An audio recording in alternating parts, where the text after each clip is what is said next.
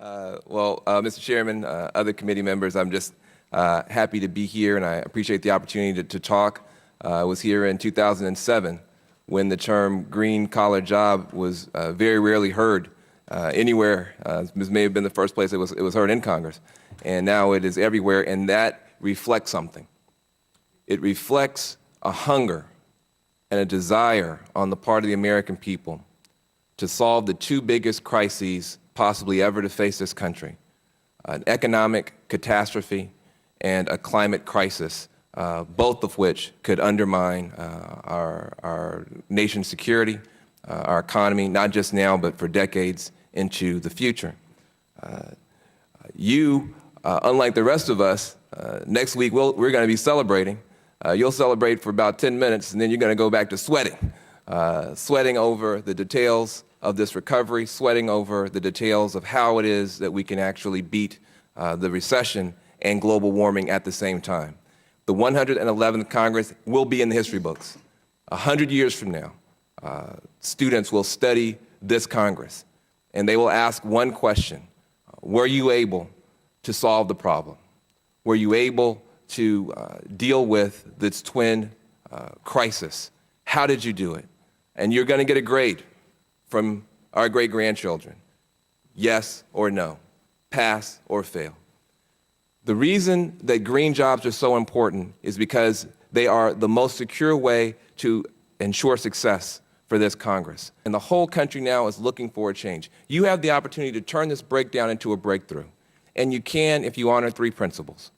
Number one, this is the chance for America finally to return to its roots as the most important economy in the world, not because we are the number one consumers, but because we are the number one producers.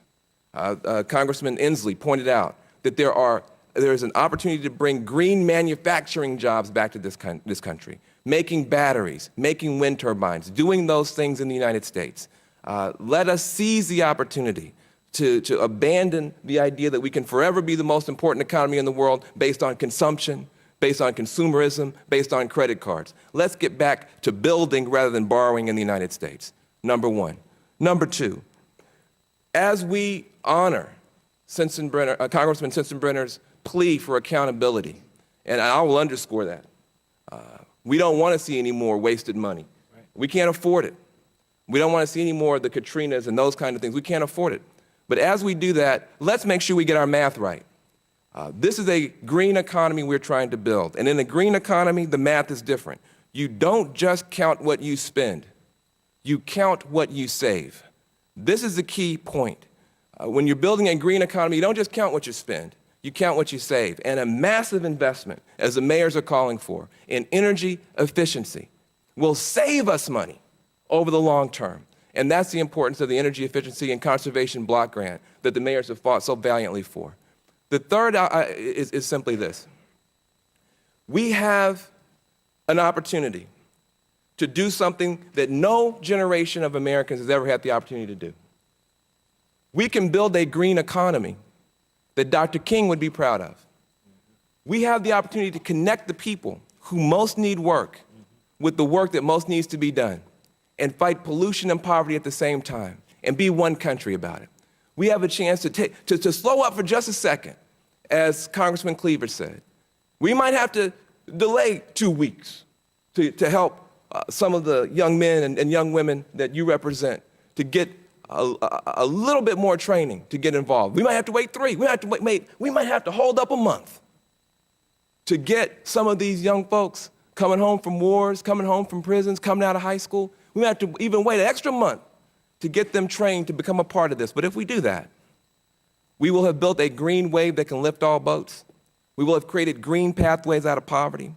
We will have shown a new generation of Americans that we can stand together and do great things again, and that differences of color and class, starting point differences, don't matter, because we have a big future we're trying to fight for together. You, as the leaders of the 111th Congress, on this most pressing issue, have the opportunity to make us the number one producer in the world, to change the math so we count what counts. Right? We don't just count what we spend, we also count what we save, and to connect the people who most need work to the work that most needs to be done. And if you do that, our great-great-grandchildren will give you an A+. Thank you very much. He gave my speech. How did you get my speech? Well, let's hear it for Van Jones down here. Can we? Was that a great speech, huh? That was fantastic. Fantastic. I agree with you. We don't agree on the Dallas Cowboys, but Van Jones, we agree on you. And our next witness, is this a great panel? Come on, I told you it was a great panel starting out here.